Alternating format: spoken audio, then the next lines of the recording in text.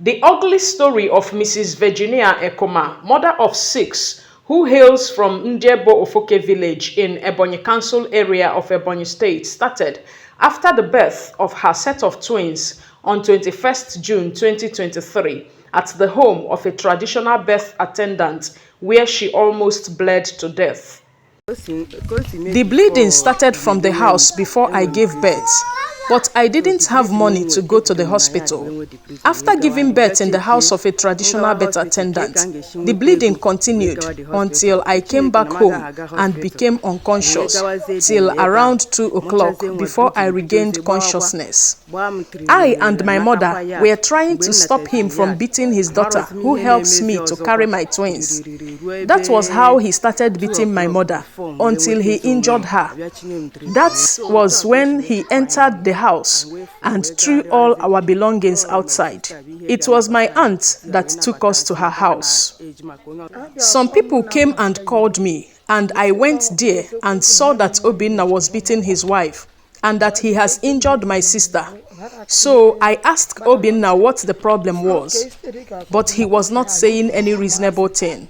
And I told him, instead of killing them, since he has rejected them, I took them to my place to stay for a while. This experience, coupled with the poor environmental condition and living standard of her family, made her consider the option of family planning, a decision which did not go down well with her husband.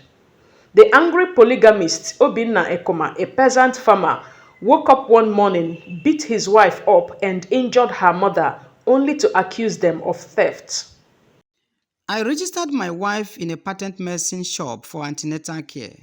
But when labor started around 3 a.m., she went to the house of the traditional birth attendant and delivered. What is there is that dialogue is the best in any relationship and marriage. We have not discussed about family planning before. I think my wife is too young for family planning. These twins were circumcised in the house by a chemist woman who charged us the sum of 2,000 naira. After perching from house to house, having been thrown out by the husband, her condition in her aunt's house attracted the attention of NTA Abakaliki. Her story attracted good-spirited individuals, including the wife of Ebonyi State Governor, Mrs. Maudlin Ozoamaka Nwifuru.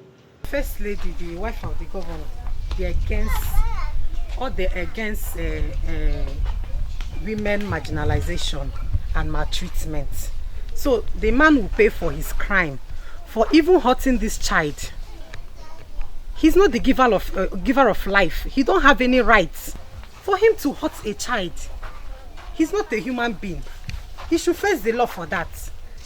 And as for your request to start up a business or something, you have to think about what you need to be doing. The story of Mrs. Ekuma, whose life seems to have changed, is that of encouragement for victims of gender-based violence, that there is hope in speaking out.